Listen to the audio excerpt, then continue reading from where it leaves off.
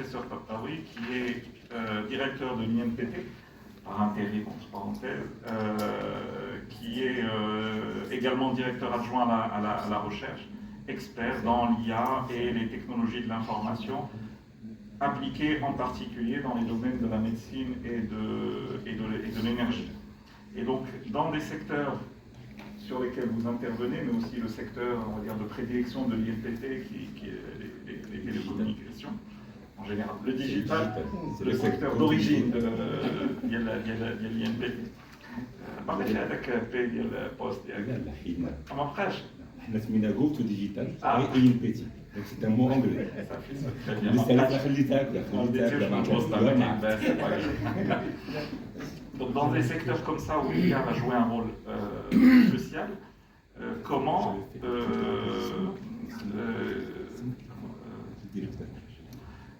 les entreprises vont pouvoir trouver en fait un équilibre et comment vous préparez les ingénieurs pour être en mesure de subir à nouveau cette très très forte évolution attendue dans leur métier, dans leur rôle, dans leur entreprise. Merci. D'abord,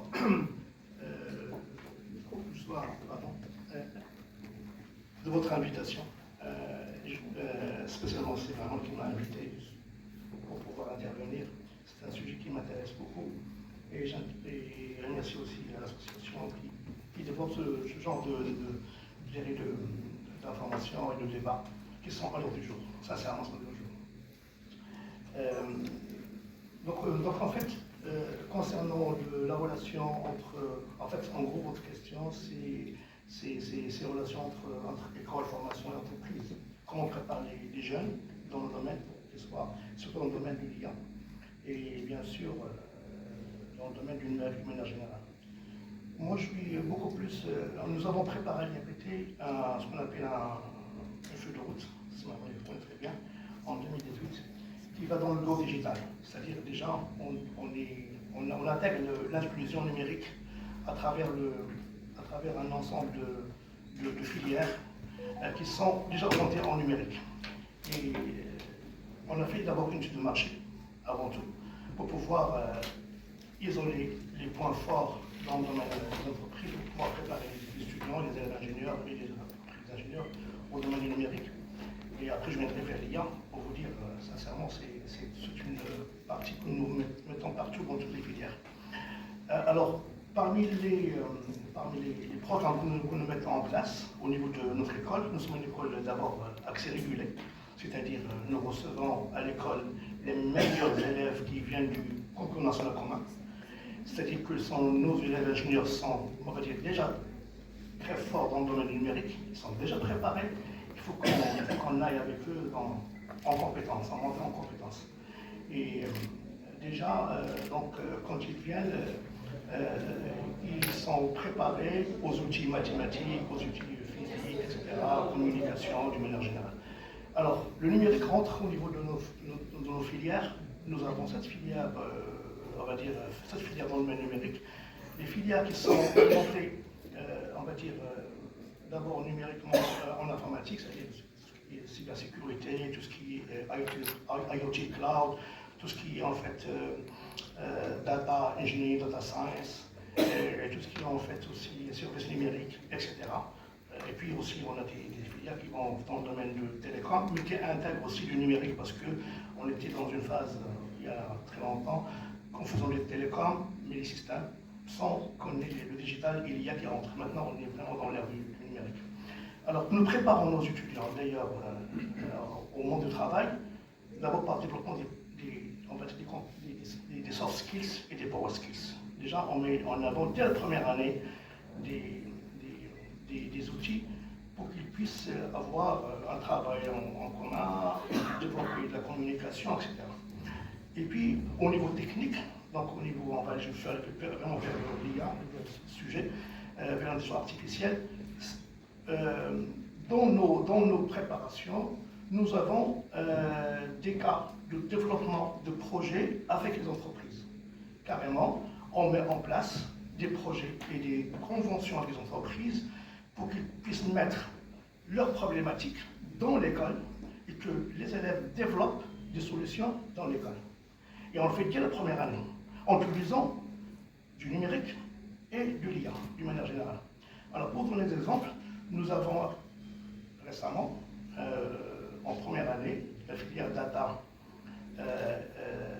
qui a développé tout un système avec la direction de la population et de la santé, tout un système qui permet de créer virtuellement ce qu'on appelle un espace santé pour les jeunes. Parce qu'il y a des jeunes qui ne peuvent pas aller chez les médecins pour raconter leurs problèmes, ils sont un peu réticents, ils ne peuvent pas, mais on a créé un espace virtuel. Tout le développement a été fait d'une manière numérique et c'était un succès. Ce qui est nouveau dans ce développement, c'est que les élèves ingénieurs sont très réactifs, ils sont innovants. Ils ont développé un outil IA qui permettrait de négocier avec les patients, avec les médecins, pour aider les médecins et les patients à s'orienter vers des bonnes solutions et les bons diagnostics des problèmes des jeunes. Parce que c'était une version des populations et on a traité tous les jeunes. Ça, c'est une phase où on a mis en place donc, des projets et nos étudiants sont vraiment très satisfaits puisqu'ils rentrent dans une action, on va appeler action qui répond aux besoins de la société. Ils sont très motivés avec leurs études, avec les examens qu'ils ont. Ils ont vraiment développé quelque chose de très intéressant. Là, je mets quand même entre guillemets une partie qui est importante. Il a un peu en discuté tout à l'heure parce que je dis on fait tout ça et le développement qu'on a fait reste entre universités, entre les universités, on peut aussi dire universités, entre écoles et entreprises. En général, il faut aller plus loin que ça. Pourquoi? Parce que le développement de projets IA et autres reste en général des projets prototypes. Il faut qu'ils soient développés par des experts métiers, entreprises encore, pour qu'ils sortent dans le marché et qu'ils puissent aller vers le marché tout en ayant toutes les considérations qu'on peut mettre, problèmes de sécurité, maintenance on va dire du contenu, réadaptation et du programme et tout un ensemble de choses qu'on doit mettre après. Parce que l'université ou les écoles d'ingénieurs ne peuvent que initier, mettre des prototypes.